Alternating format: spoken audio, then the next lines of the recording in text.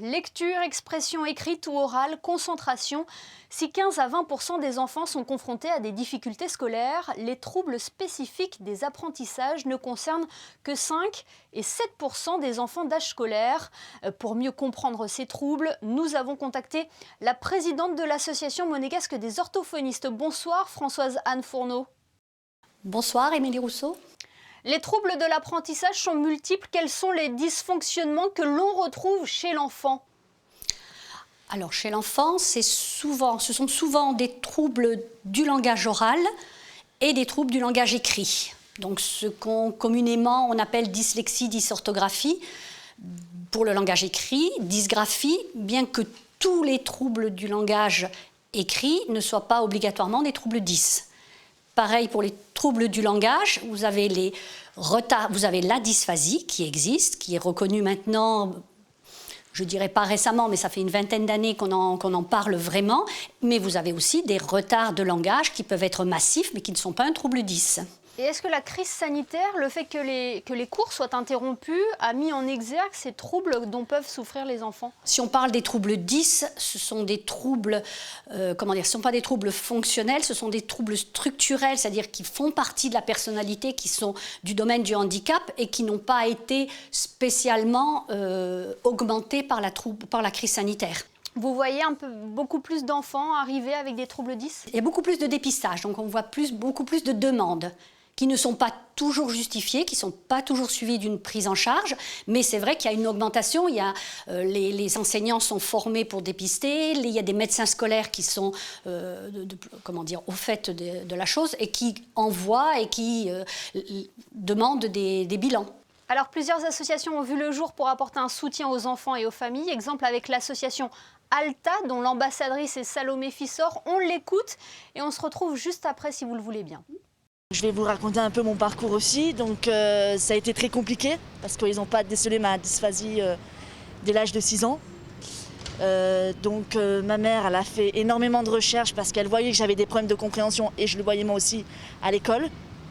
Donc je dis merci quand même à mes parents parce qu'ils m'ont déscolarisée à l'âge de 15 ans parce qu'ils voyaient que ça n'allait pas du tout. Et au fur et à mesure, avec des profs à la maison, j'ai réussi à surmonter mes difficultés.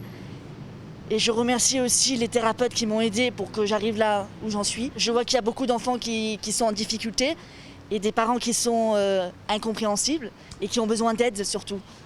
Donc j'ai voulu créer cette association pour les aider. On a créé le site donc, Facebook et Instagram.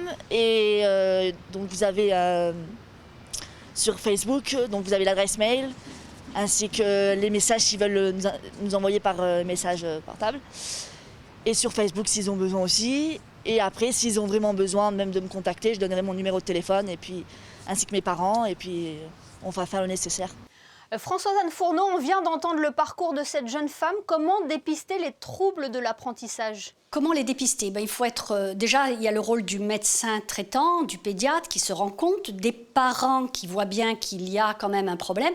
Après, c'est sûr que le dépistage, il faut aller voir une orthophoniste si c'est un trouble du langage, mais le diagnostic se fait petit à petit. On voit s'il y a lieu de mettre en place des prises en charge autres, que ce soit psychologiques, que ce soit au niveau des neuropsys pour avoir des prises en charge pour l'attention, pour les troubles du comportement. Mais on attend que le diagnostic différentiel permette de poser le terme de dysphasie sur un trouble.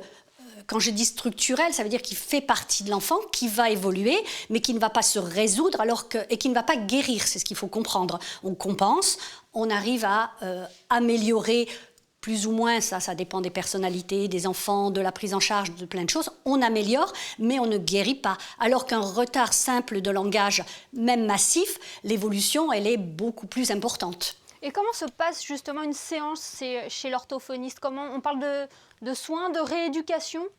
Oui, on parle de rééducation dans la mesure où on entraîne, on part de ce qui est existant, on part des manques et on essaye de mettre en place un plan. Enfin, il y a d'abord le rapport affectif, il y a d'abord la prise en charge, le fait que l'enfant soit reconnu en tant qu'enfant ayant une difficulté et à qui on vient en aide. C'est son petit moment privilégié où il a un contact avec l'orthophoniste. C'est des rééducations longues, toujours, sauf cas de troubles d'articulation où là ça peut aller très très vite, mais une dysphasie ou un retard de langage, c'est des prises en charge qui sont relativement longues. Et pour suivre l'évolution de cette rééducation, vous êtes en lien également avec la direction de l'éducation nationale, avec le médecin scolaire? Oui, on a la chance à Monaco d'avoir des médecins scolaires qui sont très au fait, qui sont formés pour ça, pour les troubles 10, qui sont à l'écoute et qui font le lien. Le but justement pour une prise en charge réussie, c'est que l'éducation nationale, les médecins scolaires, les autres intervenants, style les neuropsy, le CATTP, le CMP, jouent le jeu et qu'on ait si vous voulez, un diagnostic qui se fait tous ensemble au vu des résultats pour chacun. Alors nous avons axé cet entretien sur les troubles de l'apprentissage chez les jeunes, mais il en existe également chez l'adulte. Disons qu'il y en a sûrement qui n'ont pas été détectés chez l'adulte. Un peu comme le cas pour Salomé, que ça a été repéré assez tard. Il y a sûrement des adultes dyslexiques, il y a sûrement des adultes dysphasiques qui sont passés à travers les différents dépistages, les différents... Peut-être que les parents n'ont pas fait la démarche non plus, enfin, il peut y avoir X raisons. C'est sûr que ça existe. Merci infiniment de nous avoir éclairés à ce sujet, Françoise-Anne Fourneau. Je vous en prie.